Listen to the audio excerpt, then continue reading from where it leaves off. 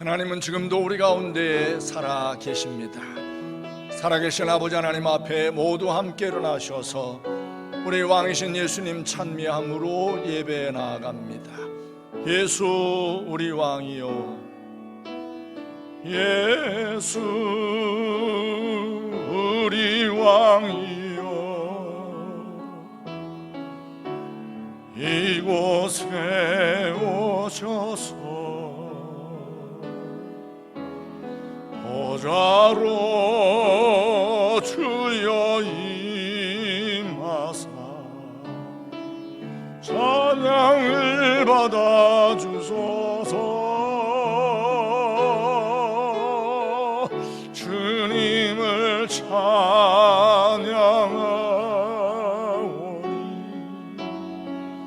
주님을 경배하오니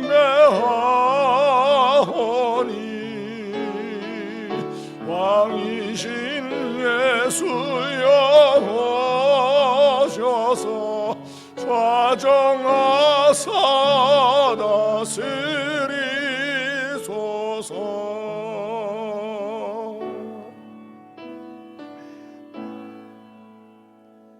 한 주간 동안 주 안에 평안하셨는지 주님의 이름으로 함께 모여 예배하는 우리 모든 성도님들, 가족들 서로 주의 이름으로 평안함으로 무난히 살아나십시다. 몸된 교회 앞에 몇 개의 광고의 말씀을 드립니다. 예수마을 사역을 위해서 계속 사랑과 애정을 품어 간절함으로 기도해 주시기를 바랍니다.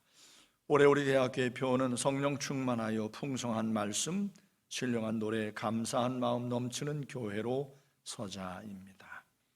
영상 예배를 드리는 중에 헌금은 광고 드린 곳으로 하시면 되겠습니다. 바라게는 5월 17일 주일부터 오프라인 예배를 소원하고 있는데 학교의 여러 상황의 변화에 우리가 좀 지켜봐야 될 것 같습니다. 조금만 더 믿음과 인내심을 갖고 기다려주시면 하나님께서 우리 학교 문을 여시고 교회 문을 여시는 날 기쁨으로 건강한 모습으로 만나서 예배하십시다. 주 예배를 영상 예배로 하나님 앞에 드리고 있습니다. 저녁 7시에 영상 예배를 드리는데 우리 모든 성도님들 이 시간을 귀히 여기셔서 함께 해주시면 감사하겠습니다. 문들아 너희 머리를 들지어다. 영원한 문들아 들릴지어다. 영광의 왕이 들어가시리로다. 영광의 왕이 누이시뇨 만군의 여호와께서 곧 영광의 왕이시로다. 아멘.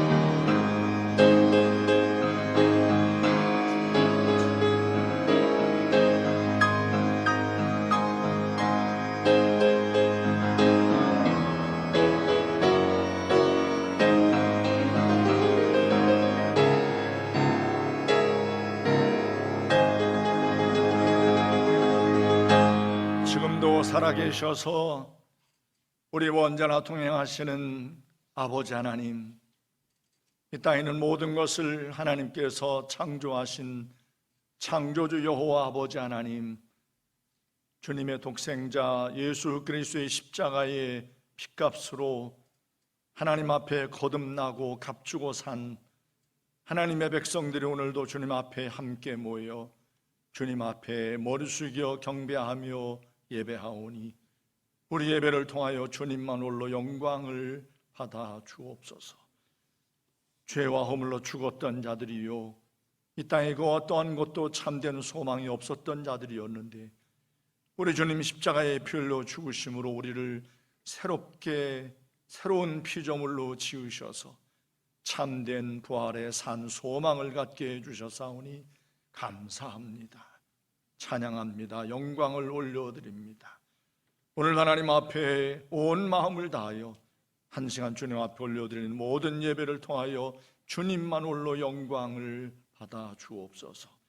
찬양 중에 임하소서. 주님의 이름으로 피는 모든 기도를 들으시고 응답하소서. 선포되는 말씀 속에 성령님 역사해 주옵소서. 한 시간 예배할 때에 우리 모두의 심령을 만지시고 새롭게 하심과 주님의 은총의 치유하심의 역사가 있도록 성령님 처음부터 끝까지 동행하여 주옵소서. 모든 것 주께 감사드리며 맡겨 의지하옵고 살아계신 예수님의 이름으로 감사하며 간절히 기원합니다. 아멘.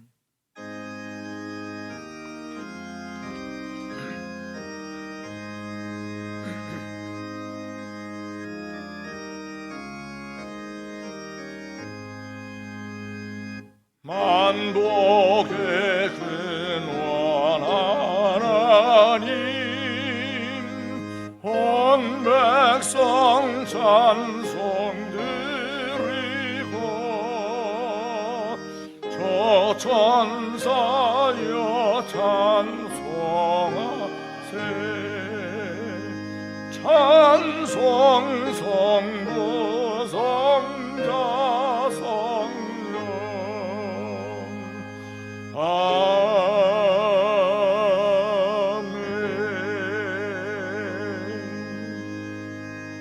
주님 가르친 기도로 우리의 신앙을 고백하기를. 하늘에 계신 우리 아버지여, 이름이 거룩히 여김을 받으시오며 나라 임하옵시며 뜻이 하늘에서 이룬 것 같이 땅에서도 이루어지이다. 오늘날 우리에게 일용할 양식을 주옵시고 우리가 우리에게 죄 지은 자를 사하여 준 것 같이 우리 죄를 사하여 주옵시고 우리를 시험에 들게 하지 마옵시고 다만 악에서 구하옵소서. 대개 나라와 권세와 영광이 아버지께 영원히 있사옵나이다. 아멘.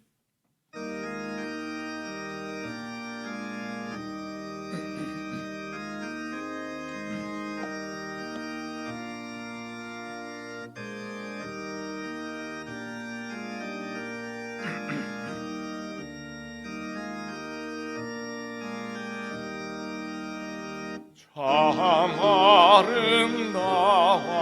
아름다워라 주님의 세계는 저 솔로몬의 옷보다 더 고운 백합화 주 찬송하는 저 맑은 새소리 내 아버지의 지으신 그 솜씨 있도다. 참 아름다워라 주님의 세계는 아침에와 저녁널 밤하늘 빛나며 망망한 바다와 늘 푸른 봉우리 다 주 하나님 영광을 잘 드러내도다.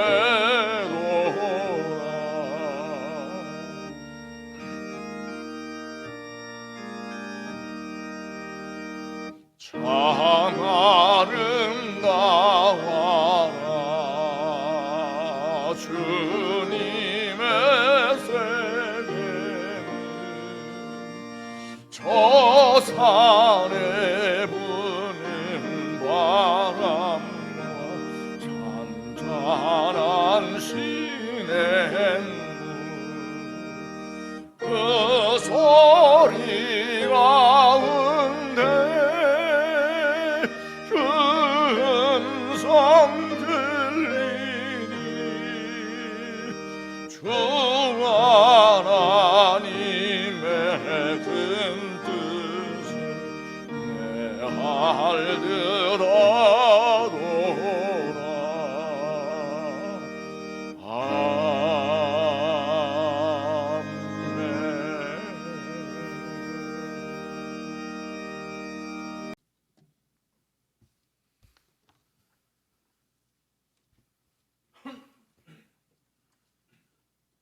우리의 창조자, 구원자이신 하나님의 이름을 찬양합니다.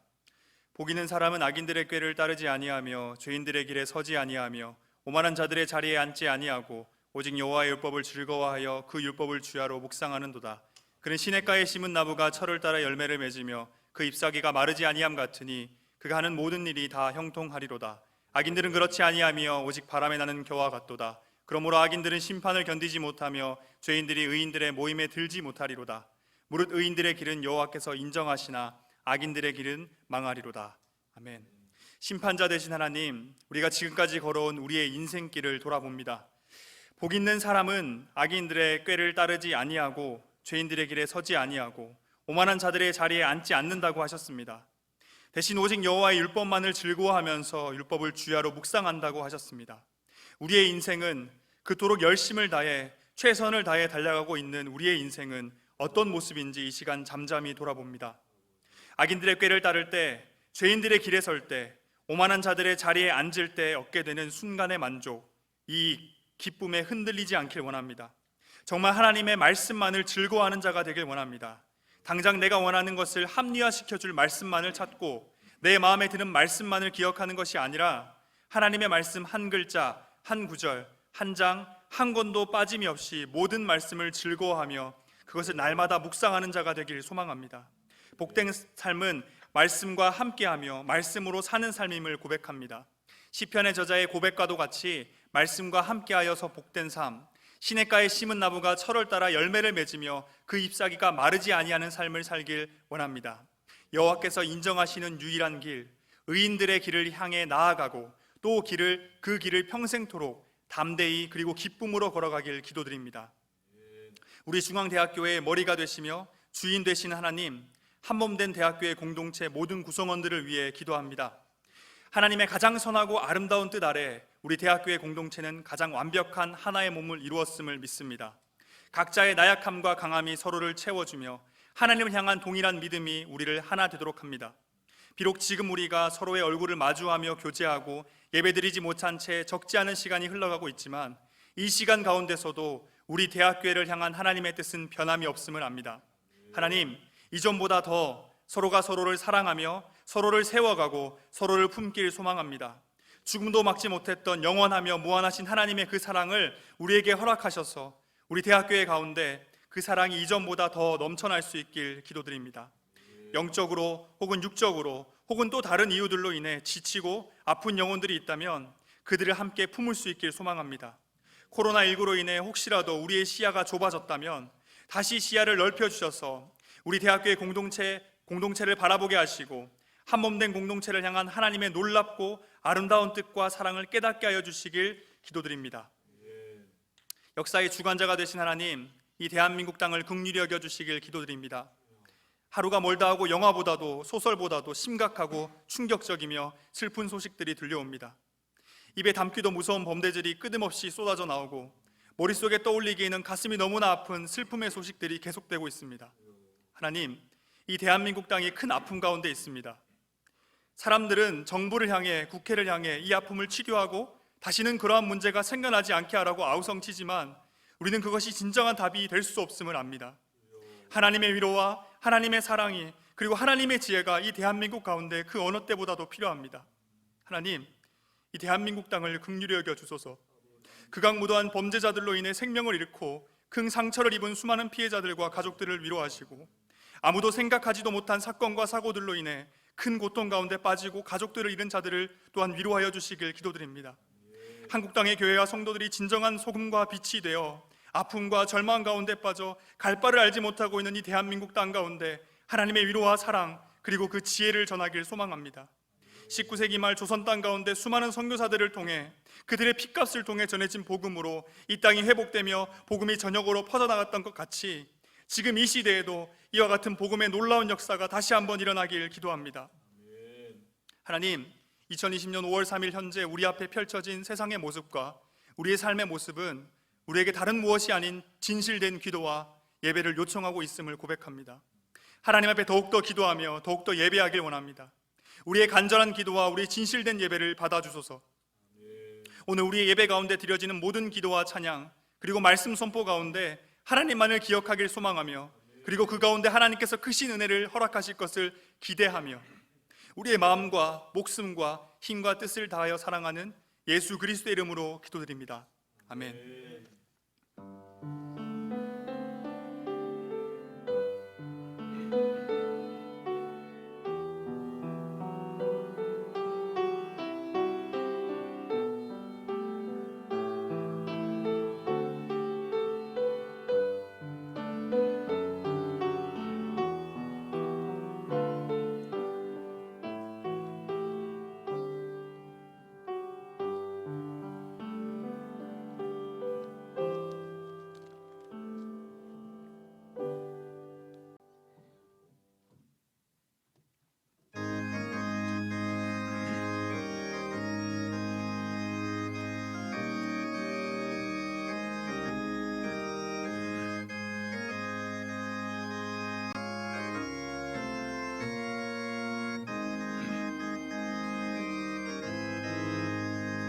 고난 내 영혼 편히 쉴곳과 풍랑이로도 안전한 고구 허풍까지도 다스리시는 주의 영원한 발의 뒤에 주의 영원하신 발 함께 하사 항상 나를 붙드시니 어느 곳에 가든지 요동하지 않으는 주의 팔을 의지함이라. 세상 친구들 나를 보려도 예수는 함께 동행함으로 주의 은혜가 충만하리니 주의 영원한 발을 지해 주의 영원하신 발 함께 하사 항상 나를 붙드시니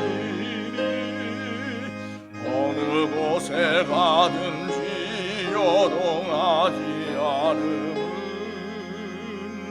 주의 발을 의지함이라.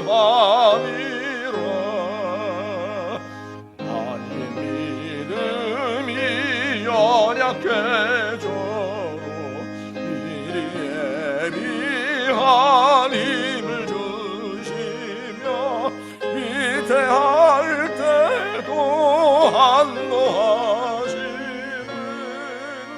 주의 영원한 발을 지해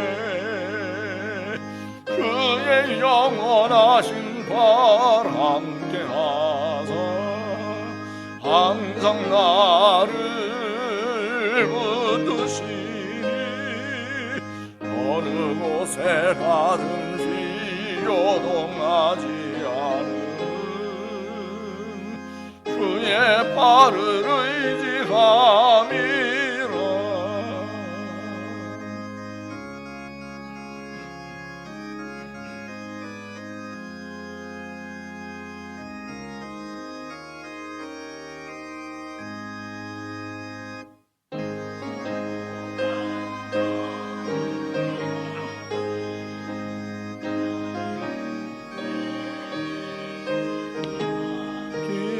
기면의 모든 심 대신 지시는 주의 영원한 발을 지해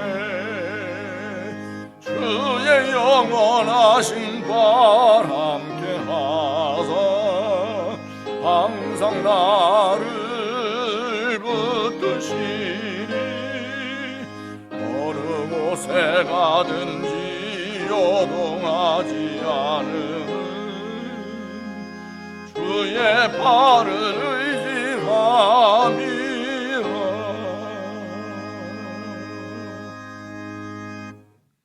하나님의 크신 은혜에 감사드립니다. 김형우 목사님 가정 좋은 달란트를 주셔서 감사합니다. 하나님의 아름다우심을 잘 표현해서 전하는 축복의 통로가 되게 하소서. 김하은 자매님, 아들 결혼 예배를 은혜 중에 잘 치를 수 있도록 도와주신 주님께 감사를 드립니다. 담임 목사 가정 기도하시겠습니다. 살아계신 우리의 삶의 모든 것을 때를 따라 필요를 따라 늘 넉넉함으로 공급하시고 채워주시는 고마우신 아버지 하나님, 오늘도 하나님 앞에 나와 예배를 드리며 하나님께서 베푸신 그 놀라우신 은혜 앞에 우리의 작은 마음과 믿음과 정성으로 헌금을 드립니다. 이 모든 들어진 헌금을 통하여 주님만 홀로 영광을 받아 주옵소서.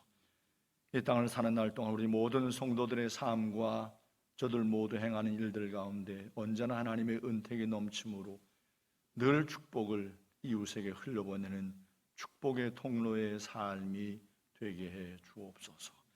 감사드리며 살아계신 예수님의 이름으로 기도 올렸습니다. 아멘. 하나님의 말씀을 봉독합니다. 구약성경 시편 3편 말씀입니다. 구약성경 가운데 시편 3편 1절에서 8절까지 말씀 다 찾으신 줄 알고 제가 봉독합니다. 다윗이 그의 아들 압살롬을 피할 때에 지은 시. 여호와여, 나의 대적이 어찌 그리 많은지요. 일어나 나를 치는 자가 많으니이다. 많은 사람이 나를 대적하여 말하기를 그는 하나님께 구원을 받지 못한다 하나이다. 셀라. 여호와여, 주는 나의 방패시요 나의 영광이시요 나의 머리를 드시는 자신이이다. 내가 나의 목소리로 여호와께 부르짖으니 그의 성산에서 응답하시는도다. 셀라. 내가 누워 자고 깨었으니 여호와께서 나를 붙드심이로다. 천만인이 나를 에워싸 진친다 하여도 나는 두려워하지 아니하리이다. 여호와여, 일어나소서. 나의 하나님이여, 나를 구원하소서. 주께서 나의 모든 원수의 뺨을 치시며 악인의 일을 꺾으셨나이다. 구원은 여호와께 있사오니 주의 복을 주의 백성에게 내리소서. 셀라. 아멘.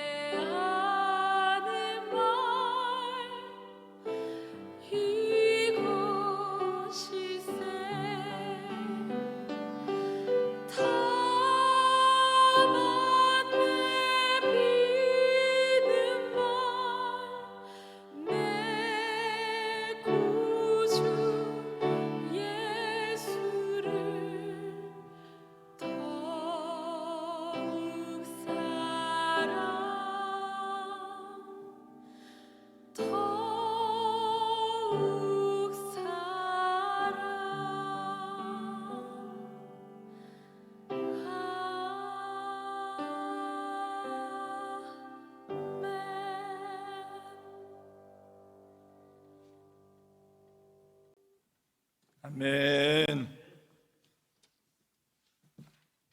할렐루야. 살아계신 아버지 하나님을 찬양합니다. 창세기 47장 9절을 보면 야곱이 애굽의 왕 바로 앞에 대면하여 만날 때에 한 말이 적혀 있습니다. 야곱이 바로에게 아뢰되 내 나그네 길의 세월이 130년이니이다. 내 나이가 얼마 못 되니 우리 조상의 나그네 길의 연조에 미치지 못하나 험악한 세월을 보내었나이다. 야곱의 험악한 세월이라고 하는 말은 지금까지 살아온 그의 삶에 많은 굴곡이 있었음을 암시하는 말이라고 할 수 있을 겁니다. 그도 그럴 것이 형 에서와의 갈등 때문에 집을 떠나야 했고 20년 동안의 타향살이를 정말 고달프게 살아야 했습니다. 아내 2명과 2명의 첩과의 사이에서 아들 12를 낳았고 딸 하나를 두었는데 4명의 여인들에게서 태어난 자식들 안에 시기와 질투로 인하여 11번째 아들이 죽은 줄 알고 13년의 아픈 세월을 살아야 했습니다. 그리고 하나밖에 없는 딸이 이방 사람 세겜성 사람에게 겁탈을 당하는 아픔을 당하기도 했습니다. 형 에서를 피하여 잠깐 다녀오려 했던 하란에서 20년을 보내면서 그를 끔찍하게 아끼고 사랑했던 어머니 리브가와 생이별이 되고 말았습니다. 나중에 죽은 줄로만 알았던 11번째 아들 요셉이 애굽의 총리가 되었다는 사실로 위안을 받곤 하지만 이렇게 바로에게 자신의 삶을 소개할 정도로 정말 야곱은 파란만장한 삶을 살았다고 할 수 있을 것 같습니다. 그런데 이에 못지않은 삶을 산 사람이 바로 오늘 시편 3편을 지어 노래한 다윗입니다. 그의 삶을 보면 가슴이 내려앉을 만큼 놀라게 할 만한 사건이 한두 번이 아니었습니다. 본문 1절을 보십시오. 여호와여 나의 대적이 어찌 그리 많은지요 일어나 나를 치는 자가 많으니이다. 다윗이 지은 이 시편은 그가 지은 73개의 시 가운데 가장 먼저 등장하는 시입니다. 그래서 어떻게 보면 다른 시편 모두의 서막을 알리는 시라고도 할 수 있을 겁니다. 제목이 달려 있어서 이 시편의 배경이 아주 분명합니다. 다윗이 그의 아들 압살롬을 피할 때에 지은 시. 다윗이 그의 아들 압살롬을 피할 때의 상황은 사무엘하 13장에서부터 18장까지의 아주 상세하게 밝혀져 있습니다. 야곱 못지않은 정말 굴곡이 가득한 삶을 살아온 다윗의 삶의 한 커다란 굴곡의 시간입니다. 그런데 그의 시를 아무리 살펴보아도 그의 아들 압살롬에 대한 원망 또 저주에 대한 말은 있지 않습니다. 그러니 어처구니 없고 기막힌 상황 가운데에서도 먼저 하나님의 이름을 부릅니다. 여호와여. 이것이 다윗을 그 수많은 굴곡 가운데에서 견뎌내게 한 힘이 무엇이었는지를 보여주는 것 같습니다. 하나님 여호와를 부르고는 그가 만난 치명적인 환난을 나열해 갑니다. 대적이 많다고 토해냅니다. 아마 그가 사울 왕에게 당한 어려움까지 추억하면서 이런 고백을 했을 겁니다. 사울 왕은 여러분이 아시는 것처럼 다윗의 장인입니다. 그리고 어떻게 보면 사울이 왕으로 있을 때 블레셋과의 전쟁으로 사울이 패하고 블레셋 사람에게 패망을 당할 것을 피할 수 있게 해준 바로 골리앗을 때려 눕혔던 바로 다윗이 정말 사울에게 고마운 은인 같은 사람인데 바로 이렇게 다윗을 힘들게 했습니다.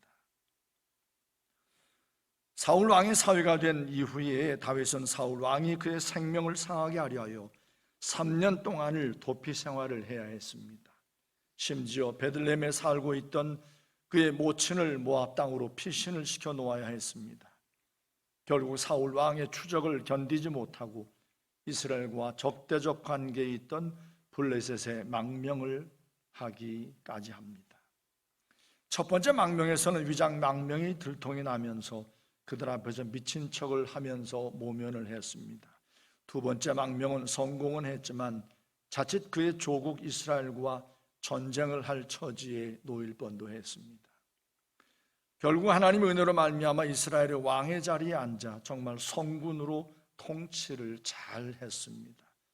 모든 백성들의 존경과 사랑을 받으면서 말입니다.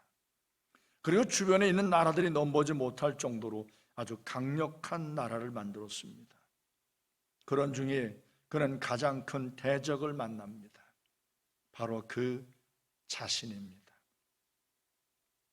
충성스러운 군인이었던 우리아의 아내 밧세바를 범한 겁니다. 그는 감추려고 했지만 하나님은 선지자 나단을 통해서 이를 낱낱이 드러내셨습니다. 그는 이 순간 그 어떤 아픔보다 가장 큰 아픔을 만났을 겁니다. 사울이 그의 목숨을 위협하던 일은 아무것도 아니었을 겁니다. 그의 가장 큰 대적은 바로 그 안에 있었던 겁니다. 이 일로 얼마나 많은 사람들이 다윗을 비난했겠습니까? 정말 일어나 다윗을 치는 자들이 많았을 것 같습니다. 아니, 사람들이 말하지 아니해도 다윗 스스로가 얼마나 사람들의 눈치를 살피고 얼마나 사람들 앞에서 모든 사람이 자기를 비난할 것이라는 생각과 함께 아팠겠습니까? 이 사건을 시작으로 다윗은 수많은 대적들의 비난과 조롱 가운데 놓이게 되고 많은 슬픔을 맛보게 됩니다. 부모가 되어 세상을 살아가면서 만나게 되는 가장 큰 아픔이 있다면 자식들 가운데 생겨나는 불화의 사건입니다. 불화 정도가 아니라 형제들 안에 살인 사건까지 생긴 가정이 바로 이 다윗의 가정입니다. 아히노암이라고 하는 이 여인을 통해서 낳은 첫째 아들 암논이 마아가를 통해서 낳은 압살롬의 여동생 다말을 강제로 겁탈을 한 겁니다. 그러자 압살롬은 2년 동안을 치밀하게 계획을 하고는 맏형 그 겁탈을 한 자신의 누이 동생을 겁탈한 제일 맏형 암논을 살인을 합니다. 그리고 압살롬은 그의 처가인 굿을 땅으로 피하여 3년을 보냅니다. 이를 아는 사람들이 다윗에 대하여 얼마나 많은 말들을 했겠습니까? 콩가루 집안이라고 얼마나 수군거렸겠다는 거죠. 요압의 중재로 말미암아 압살롬이 다시 예루살렘으로 돌아오긴 했지만 2년 동안 다윗은 압살롬의 얼굴을 보지 않습니다. 압살롬을 향한 분한 마음을 아비로서 이렇게 표현을 했던 것 같습니다. 이렇게 아버지 다윗에게 따돌림을 받은 압살롬은 4년 동안을 칼을 갈면서 그의 세력을 키웁니다. 결국 다윗 왕의 모사였던 아히도벨과 많은 장로들이 압살롬을 새로운 왕으로 추대를 합니다. 반역을 하는 거죠. 그러고는 예루살렘 성에 있던 다윗을 제거하려고 합니다. 이를 전해들은 다윗이 왕궁을 비웁니다. 후궁 10명을 성에 남겨둔 채 다윗 왕은 그를 따르는 무리들과 함께 왕궁을 비우고 피난길에 나섭니다. 이런 기막힌 상황 가운데에서도 그는 원망을 하거나 반역을 일으킨 아들 압살롬을 저주하는 말을 한마디도 입에서 내지 않습니다. 그는 오히려 하나님 여호와의 이름만을 부릅니다. 대적하는 자들이 하는 말을 하나님 앞에 아뢰고 있을 뿐입니다. 그는 하나님께 구원을 받지 못한다, 이렇게 사람들이 찌꺼려댑니다. 하나님 앞에 대적하는 자들의 말을 아뢰고 있을 뿐입니다. 이 다윗의 고백은 하나님의 구원하심을 변함없이 신뢰하는 믿음의 표현이라고 할 수 있을 것 같습니다. 대적들이 그렇게 짓거리지만 하나님은 반드시 그를 구원하여 주실 것을 믿는 믿음이 이 말 가운데 엿보입니다. 이런 믿음이 없었다면 이런 상황 가운데 이런 노래를 지어 부를 수가 있었겠습니까? 어느 누구도 이런 상황을 만나게 되면 예루살렘 성의 끝까지 남아서 심지어 아들이라 할지라도 그 반역하는 무리들과 함께 끝까지 싸워서 그 성을 지키려 했을 겁니다. 그는 그를 따르는 군사의 힘을 의지한 것이 아니라 하나님 여호와의 뜻과 구원하심을 의지했음을 드러낸 겁니다. 오늘 주님 앞에 예배하는 사랑하는 대학교의 성도 여러분, 우리의 삶 가운데에서도 이 다윗과 같지는 않겠지만 우리의 삶을 힘들게 하고 아프게 하는 많은 대적들이 있을 겁니다. 사실 가장 큰 대적은 다윗에게도 그리했던 것처럼 우리도 마찬가지, 우리 안에 있는 우리가, 우리 옛사람이 우리의 삶 가운데 가장 큰 대적일 겁니다. 그 대적하는 것들을 상대로 싸우려 하기 전에 먼저 하나님 여호와의 구원하심을 믿으셔야 합니다. 다윗이 그랬던 것처럼 말입니다. 다윗이 가장 사랑하는 아들이 압살롬이었음을 압살롬의 죽음 앞에 다윗이 보인 모습 가운데서 고스란히 드러납니다. 사무엘하 18장 33절을 보면 압살롬이 죽임을 당했다는 소식을 듣고는 너무너무 슬퍼하면서 아픈 마음으로 압살롬의 이름을 부르면서 내 아들아, 내 아들아, 내가 너를 대신하여 죽었더라면, 이런 슬픔의 노래를 아주 애절하게 부르는 모습을 통해서 다윗이 압살롬을 정말 많이 사랑했구나 하는 것을 읽어낼 수 있습니다. 그런데 이토록 사랑하는 아들이 아비를 향하여 칼을 빼어들였을 때에 우리가 보통 생각할 때 얼마나 분하고 화가 나고 미칠 것 같은 마음이 들겠습니까? 그러나 그는 하나님 여호와를 신뢰함으로 예루살렘 왕궁을 비우고 아들에게 예루살렘 왕궁을 그냥 선선히 내어주었습니다. 하나님의 구원하심을 믿는 그의 믿음이 어떻게 드러나고 있는지를 한번 그 이어진 3절과 4절 말씀을 통하여 보십시오. 3절을 보십시오. 여호와여, 주는 나의 방패시요 나의 영광이시요 나의 머리를 드시는 자신이이다. 내가 나의 목소리로 여호와께 부르짖으니 그의 성산에서 응답하시는도다. 셀라. 우리말 성경에는 생략이 되어 있지만 킹 제임스 번역 성경을 보면 3절 말씀 맨 앞부분에 그러나 but 이라는 영어 단어가 기록되어 있습니다.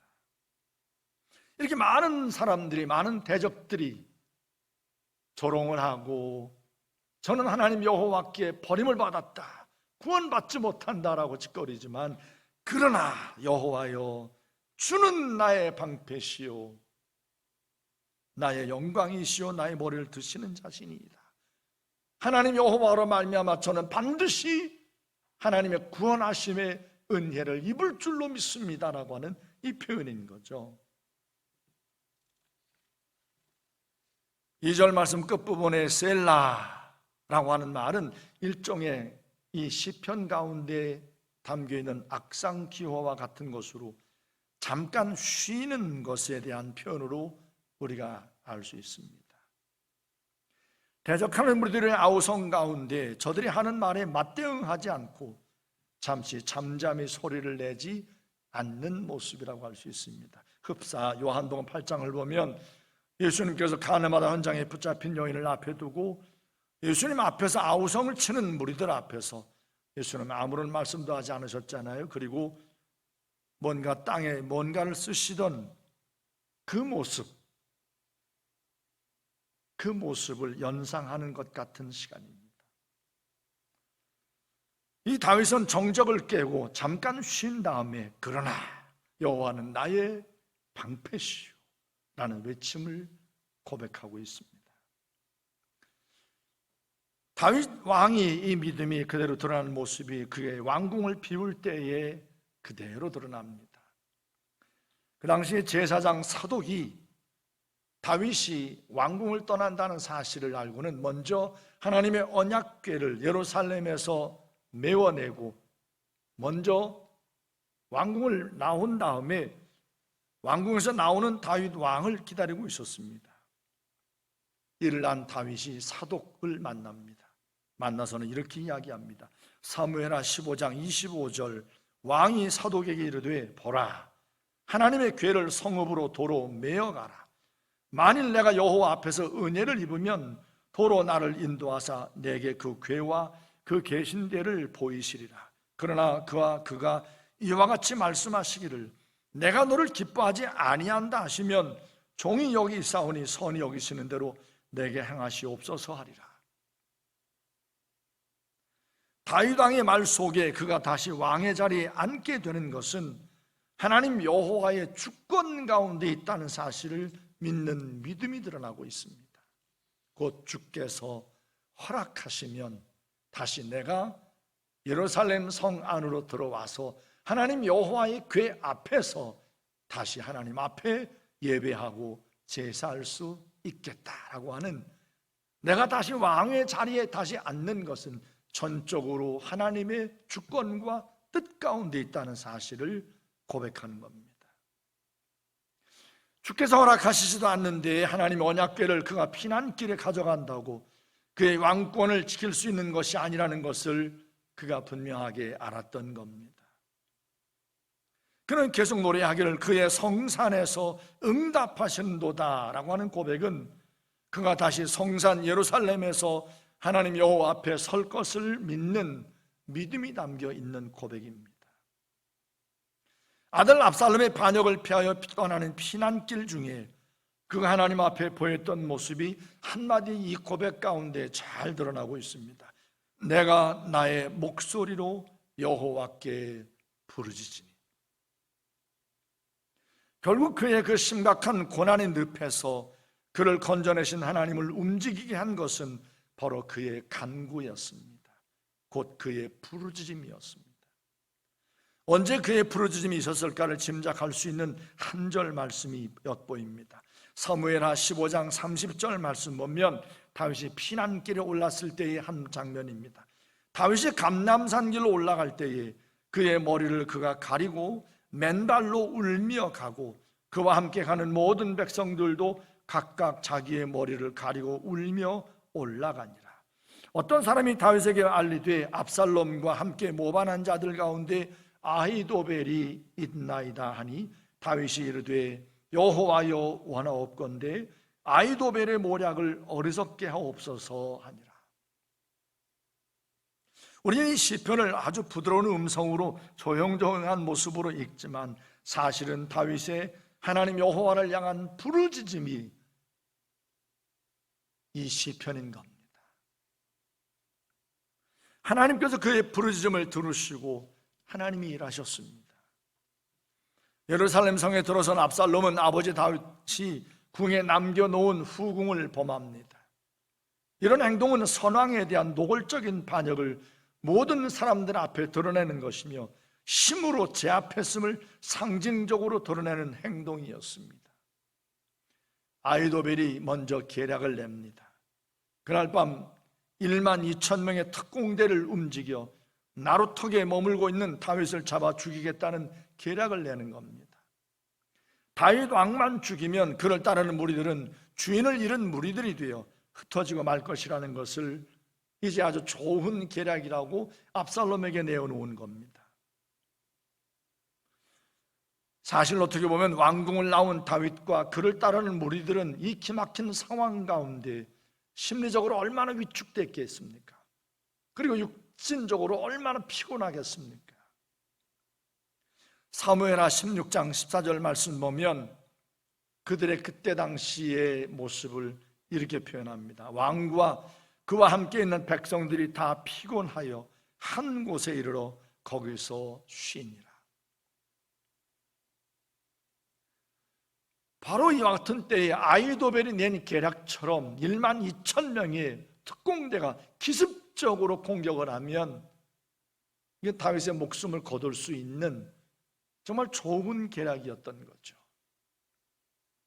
그런데 바로 이때 하나님께서 압살롬의 마음 가운데 역사하셨습니다. 압살롬이 아히도벨이 일러준 계략을 실행에 옮기도록 명을 내리면 다윗은 꼼짝없이 죽을 수도 있는 상황이었던 겁니다. 그런데 압살롬이 후세의 말도 듣자, 후세의 말도 한번 들어보자 이렇게 말하는 거예요. 후세도 아히도벨과 마찬가지로 다윗의 모사 가운데 한 명이었습니다. 후세는 압살롬의 반역에 가담하지 않고 다윗이 왕궁의 후위를 위하여 남겨둔 모사꾼입니다. 후세가 다윗 왕을 따라가지 않고 왕궁에 남아있는 것을 탐탁하게 여기지는 않았지만 후세가 압살롬을 새로운 주인으로 모시겠다는 그 말을 듣고는 후세를 모사로 받아들입니다. 주께서 이 모든 것 가운데 계속 일하고 계셨기에 가능한 일입니다. 만에 하나 압살롬이 후세를 의심하면 후세의 생명도 위태롭고 그를 왕궁에 남겨놓은 다윗 왕도 또한 위태롭게 될 수밖에 없는 상황입니다. 그런데 압살롬이 아히도벨의 계략을 듣고는 선뜻 명령을 내리지 아니하고 후세의 말도 한번 들어보자 이렇게 말을 하는 거예요. 그러자 후세가 계략을 냅니다. 그리고는 기선제압을 합니다. 이렇게 말하잖아요. 이번에는 아히도벨이 베푼 계략이 좋지 않습니다.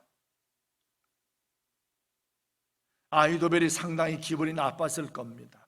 후세가 나루턱에 있는 다윗 왕이 피신할 수 있는 시간을 벌기 위해서 아주 그럴듯한 계략을 풀어냅니다. 우선 다윗 왕과 그를 따르는 무리들의 용맹함을 이야기하고는 1만 2천 명의 특공대로는 다윗 왕을 잡을 수 없다는 사실을 일러주면서 이스라엘을 단에서부터 브엘세바까지, 저 북쪽 단에서부터 남쪽 브엘세바까지 모든 이스라엘 군대를 동원할 수 있는 모든 군사들을 다 모집을 해서 엄청난 숫자의 군대를 모아서 기습적으로 흡사 새벽에 이슬이 땅에 내림같이 그렇게 다윗을 공격해야 다윗을 꺾을 수 있습니다라는 이런 제안을 내는 거예요. 그리고서는 압살롬이 직접 그 군대의 선봉에 설 것을 제안을 합니다. 압살롬은 이 후세의 말을 듣고는 직접 승리를 맛보라는 어떤 이런 말로 아마 들었을 것 같습니다. 사실은 주님께서 후세를 통하여 압살롬을 심판하시려고 이런 계략을 베풀게 하셨던 거죠. 이때 이 계략을 낸 후세가 얼마나 긴장을 했겠습니까? 압살롬이 어떤 선택을 하는가에 따라서 다윗 왕이 목숨을 잃을 수도 있었고 후세 자신도 목숨을 잃을 수도 있는 정말 심각한 긴장의 시간이었잖아요. 바로 이때에도 주께서 압살롬의 마음을 주장하셨습니다. 압살롬의 아히도벨의 계략보다는 후세의 계략이 더 낫다고 선택을 한 겁니다. 이건 다윗 왕이 할 수 있는 게 아니죠. 후세도 이 계략을 낸 후세도 할 수 있는 게 아니죠. 아히도벨이 할 수 있는 것도 아니었습니다. 주님께서만이 하실 수 있는 것이었습니다. 압살롬의 마음을 주장하는 것 우리 주께서 하신 겁니다. 압살롬이 아히도벨 계략보다는 후세 것이 더 낫다라고 선택을 합니다. 단에서부터 브엘세바까지 전령을 보내고 군사를 동원하려면 한참의 시간이 걸렸을 겁니다. 시간을 본 후세가 사람을 보내어 다윗 왕에게 속히 강을 건너 더 멀리 피신할 것을 이제 전가를 보냅니다. 이때 다윗은 마하나임까지 갔고 압살롬은 많은 군대를 모아 요단강을 건넙니다. 이제 상황이 바뀐 겁니다. 아히도벨의 계략대로라면 다윗이 요단강 앞에 갇힌 모습이지만 압살롬이 요단강을 건넌 순간 이제 압살롬이 요단강을 뒤에 두고 갇힌 모습이 된 겁니다. 여러분, 이런 전쟁에서는 반드시 퇴로가 있어야 되는 거거든요. 퇴로가 없이 배수진을 치면 군인들에게는 죽기 살기로 싸우고자 하는 어떤 이런 마음을 갖기도 하지만 사실은 퇴로가 없다는 것은 사기를 꺾어 놓을 수 있는, 자칫하면 우리 모두 다 죽을 수도 있다라고 하는 굉장히 위험한 어떤 모습이거든요. 퇴로가 있어야 하는데 압살롬에게 그 퇴로가 없어진 겁니다. 이런 상태가 되면 사실 군인들 가운데 왜냐하면 이 상비군이 아니잖아요. 단에서부터 브엘세바까지 모은 군대는 상비군이 아니었고, 이때 압살롬이 반역을 일으켜가지고 모은 일반 평민들인데 퇴로가 없단 말이에요. 요단강을 건넜단 말이에요. 그리고 이미 벌써 다윗 왕에 대한 명성은 이스라엘 백성들 모두 다 너무나 잘 알고 있기 때문에 요단강을 건너는 순간 저들의 사기는 통해될 수밖에 없었던 겁니다. 일보 후퇴, 이보 전진이 불가능한 모습이 된 겁니다. 전쟁은 벌어졌습니다. 결국 압살롬이 동원한 군대가 대패를 합니다. 숫자는 훨씬 많았을 거예요. 단에서부터 브엘세바까지 모든 군대를 동원을 했으니 숫자는 월등히 많았을 터인데 압살롬의 군대가 대패를 합니다. 이 모습을 보면 사기가 형편이 없었다는 것을 드러낸 것 같습니다. 그리고 압살롬도 죽고 맙니다. 5절을 보십시오. 하나님의 구원하심이 어떻게 그에게 임하였는지를 노래하고 있습니다. 내가 누워 자고 깨었으니 여호와께서 나를 붙드심이로다. 천만인이 나를 애워싸 진친다 하여도 나는 두려워하지 아니하리이다. 여호와 일어나소서. 나의 하나님이여 나를 구원하소서. 주께서 나의 모든 원수의 뺨을 치시며 악인의 일을 꺾으셨나이다. 구원은 여호와께 있사오니 주의 복을 주의 백성에게 내리소서. 아들 압살롬의 반역으로 말미암아 왕궁을 비우고 피난길 중에 있는 이런 어떤 상태라면 어느 누군들 제대로 누워 잠을 청할 수가 있겠습니까? 아이도벨의 계략처럼 언제 반역자들이 보낸 자격들이 그의 숙소에 들이닥칠지 알 수 없기 때문에 얼마나 불안한 마음으로 뜬 눈으로 밤을 새우겠습니까? 아니, 불안한 마음보다는 아들에게, 그토록 사랑했던 아들에게 이렇게 반역을 당하여 왕궁을 비웠다는 사실과 그가 남긴 후궁을 능멸하였다는 소식을 전해 들었을 때에 얼마나 분한 마음으로 무슨 잠이 오겠어요? 그런데 다윗은 이렇게 노래합니다. 내가 누워 자고 깨웠으니 여호와께서 나를 붙드심이로다. 다윗이 엄청난 낙천주의자여서 이렇게 편안한 잠을 잤노라는 고백을 한 것이 아니었습니다. 그에게는 압살롬과 그를 따르는 무리들보다 더 많은 하나님의 돌보심에 은혜가 있었다는 사실을 믿는 믿음이 있었던 겁니다. 여호와께서가 바로 그의 고백 가운데 항상 담겨 있습니다. 여호와께서 천만인이 나를 애워싸 진친다 하여도 나는 두려워하지 아니하리이다. 여호와여 일어나소서. 나의 하나님이여 구원하소서. 주께서 나의 모든 원수의 뺨을 치시며 악인의 일을 꺾으셨나이다. 다윗이 지은 또 다른 시편을 보면 그는 바로 언제나 하나님 앞에 이 믿음 갖고 살았다는 사실을 생생하게 그의 시편 가운데 담아내고 있습니다. 시편 34편을 보면 7절과 8절 말씀에 여호와의 천사가 주를 경외하는 자를 둘러 진치고 그들을 건지시는도다. 너희는 여호와의 선하심을 맛보아 알지어다. 그에게 피하는 자는 복이 있도다. 우린 이미 압살롬의 이 반역 사건이 실패로 끝났음을 성경의 기록을 통하여 잘 알고 있습니다. 압살롬을 따르는 군인의 숫자의 열세 때문이 아니었습니다. 훨씬 많았습니다. 다윗을 따르는 군인들이 용맹하기 때문도 아니었습니다. 다윗이 기도에서 나타난 것처럼 여호와께서 일어나셔서 다윗을 구원하시고 건져내셨기 때문입니다. 그 주께서 압살롬과 그를 따르는 무리들을 뺨을 치시며 이를 꺾어 놓으셨기 때문입니다.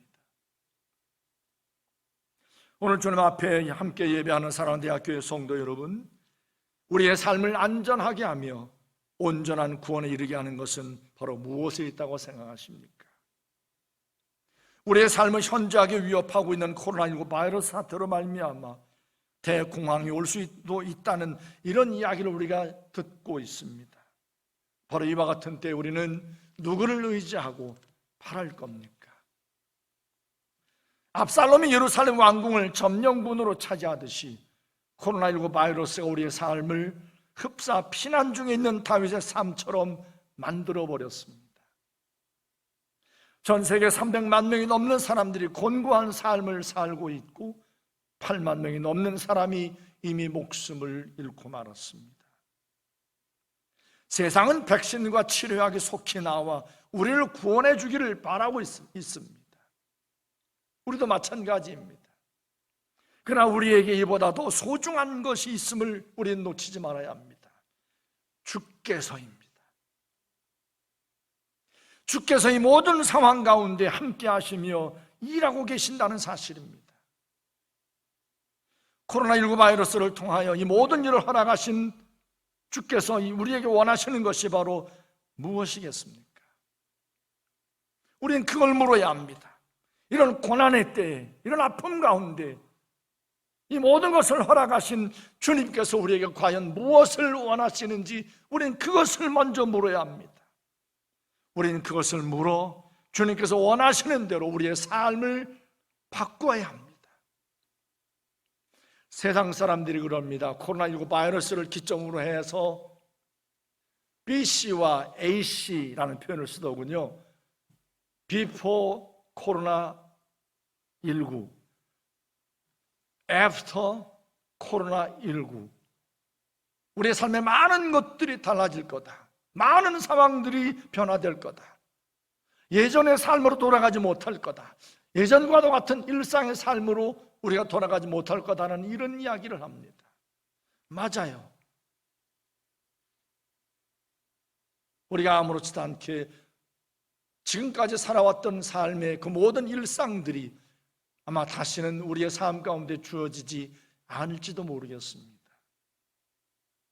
이런 우리의 엄청난 어떤 삶의 변화를 우리가 염려하며 두려워하기 전에 먼저 우리는 이와 같은 사태 앞에서 이런 심각한 일을 허락하시니 역사의 주권자이신 주님 앞에서 주께서 우리에게 원하시는 게 뭘까?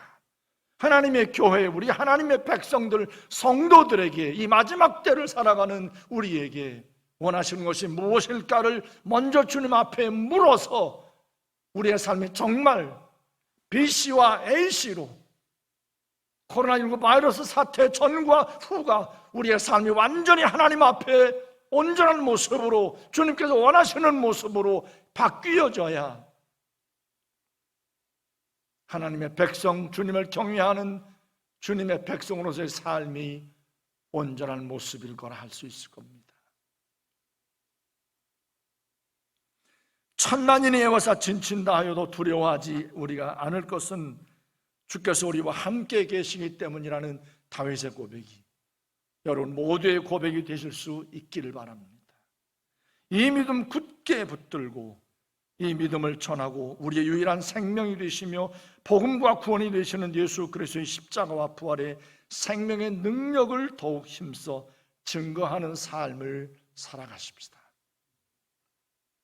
이런 삶을 사는 여러분 모두에게 주의 평안이 날마다 더하시기를 주의 이름으로 축원합니다. 아멘. 기도하십시다.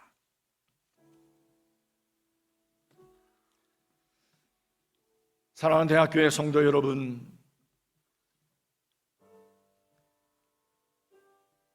다윗이 왕궁을 비우고 피난길에 나선 모습처럼 압살롬 같은 코로나19 바이러스가 우리의 삶을 현저하게 삶의 질을 떨어뜨리고 보이지 않는 감옥 같은 창살 없는 감옥 같은 삶을 만들어버리고 말았습니다. 너나 할 것 없이 마스크를 쓰면서 가슴 졸이며 하루하루의 삶을 살아가고 있습니다. 우리나라는 점점 진정이 되니까 괜찮겠지. 그러나 우리가 살아가는 우리 세상은 우리나라만 사는 게 아니라 우리는 끊임없이 수많은 나라들과 서로 뒤섞여서 살아갈 수밖에 없는 세상을 살고 있기에 다른 나라 문제가 우리나라 문제이고 우리나라의 아픔이 다른 나라의 아픔인 세상을 살고 있습니다. 분명 우리의 삶은 코로나19 바이러스 사태로 말미암아 바뀔 겁니다. 어떤 모습으로든지. 그러나 먼저 우리가 하나님 앞에 물어야 될 것, 이 모든 것을 허락하신 주님 앞에 하나님께서 왜 그러셨을까? 우리가 원하시는 것이 무엇일까?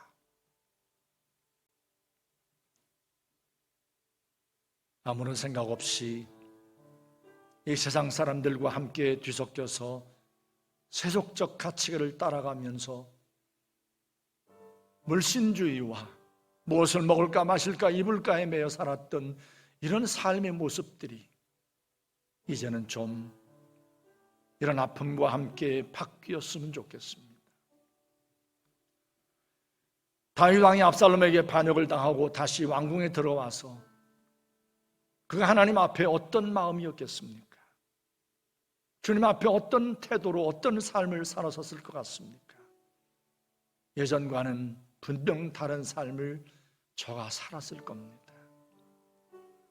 하나님 앞에 더 절박한 모습으로, 더 하나님 앞에 더 주님의 이름을 부르면서 주께서 자신의 삶의 모든 것의 주인 되심을 인정하는 믿음으로 그와 같은 믿음 갖고 남은 삶을 살았을 겁니다. 지금도 살아계셔서 우리의 삶을 인도하시고 날마다 함께 하시는 그 주님을 날마다 의지함으로 우리의 삶을 살아가십시다.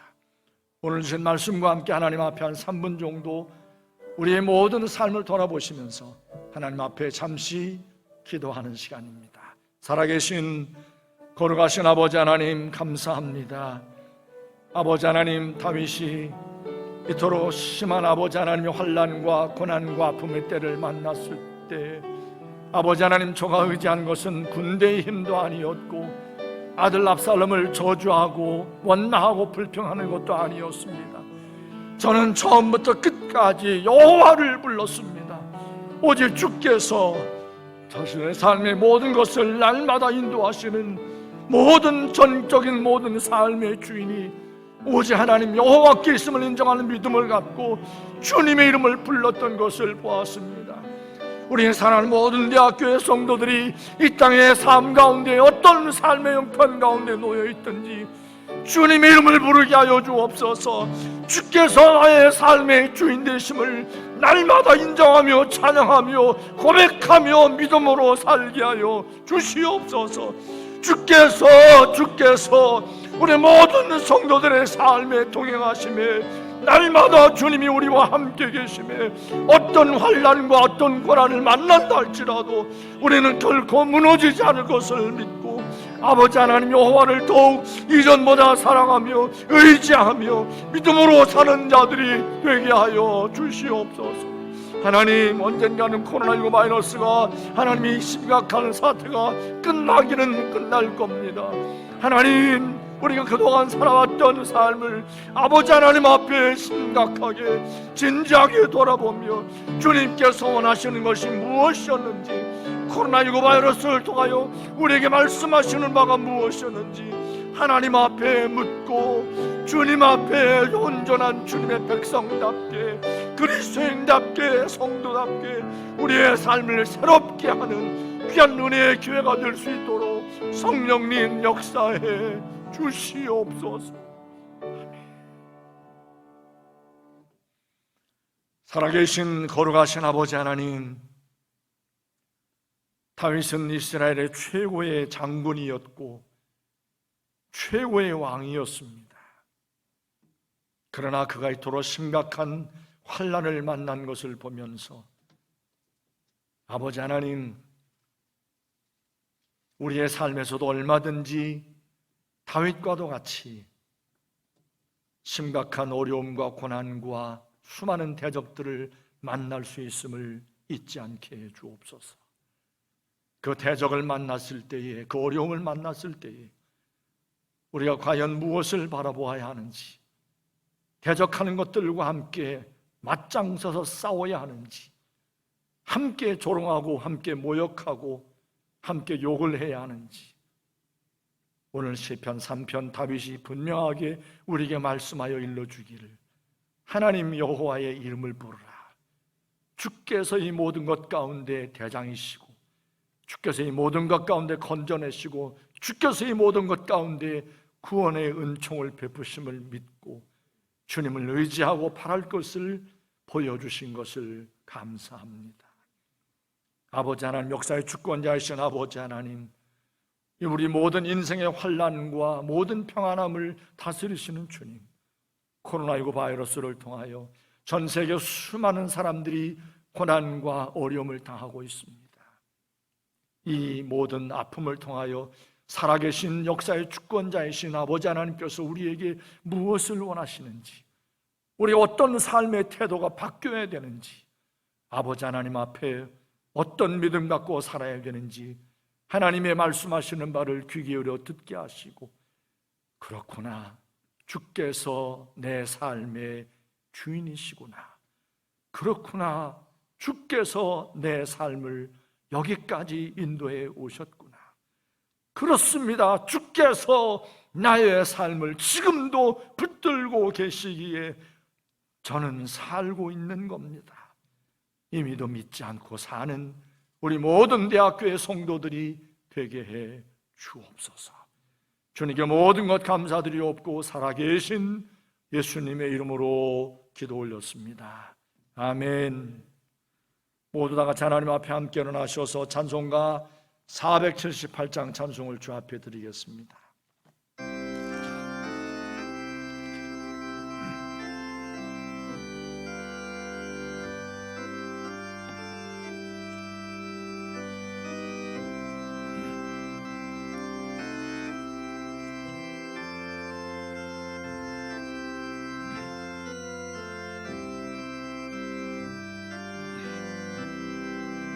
주 날개니 내가 편안히 쉬네. 밤기법이 바람 몰아쳐도 아버지께서 날 지키시리니 거기서 평안히 쉬리로라. 주 날개미 즐거워라. 그 사랑 그늘 찬이뇨. 주 날개미 내 쉬는 영혼 영원히 거기서 주 날개미 나의 피난처 되니 거기서 쉬기를 원하노라. 세상이 나를 머리로 해주나 거기서 평화를 주 날개미 즐거워라. 그 사랑 그늘 찬이뇨. 주 날개미 내 쉬는 영혼 영원히 거기서 살리.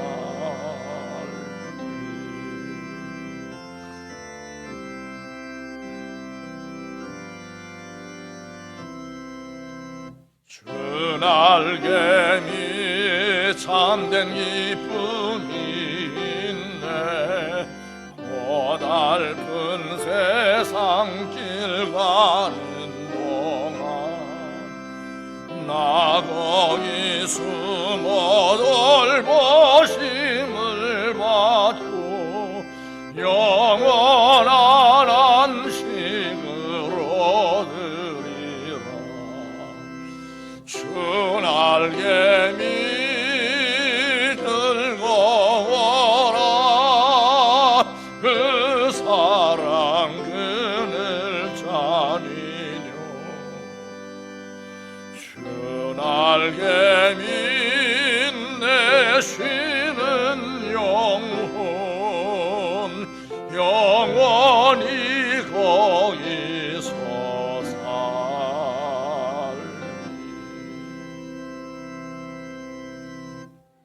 이제는 우리 구주 예수 그리스도의 은혜와 아버지 하나님의 그 크고 놀라우신 사랑하심과 보혜사 성령 하나님의 교통하심과 역사하심과 동행하심이 오늘 주님 앞에 함께 모여 영상 앞에 옹기종기 모여 앉은 우리 모든 성도들과 가족들과 저들의 모두의 가정 위에와 우리 중앙대학교와 이 나라와 민족 가운데 지금부터 영원토록 함께 있을지어다.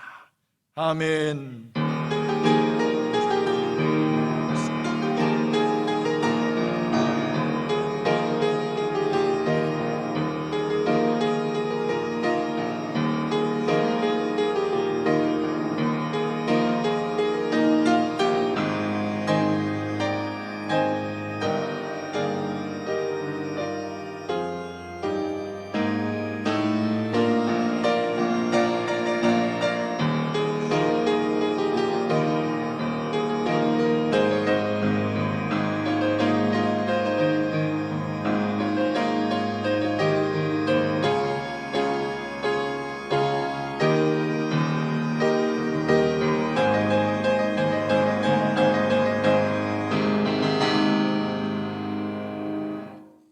아멘.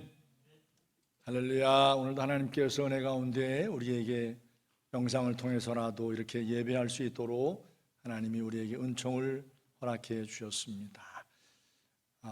코로나19 바이러스 사태로 말미암아 우리의 삶이 매우 힘들고 어렵고 많이 지쳐 있을 터인데 끝까지 주께서 우리의 삶을 여전히 붙들고 계심을 믿고 믿음으로 승리하시고 건강하셔서 하나님 앞에 다시 만나 예배하는 그날까지 우리 모든 성도님들 평안하시고 안녕하시기를 부탁을 드립니다. 하나님께 모든 영광을 올려드립니다. 다음 주에 그리스도의 은혜 가운데 우리 모든 성도님들 건강한 모습으로 또 예배함으로 만나겠습니다. 평안하십시오. 샬롬. 안녕히 계세요.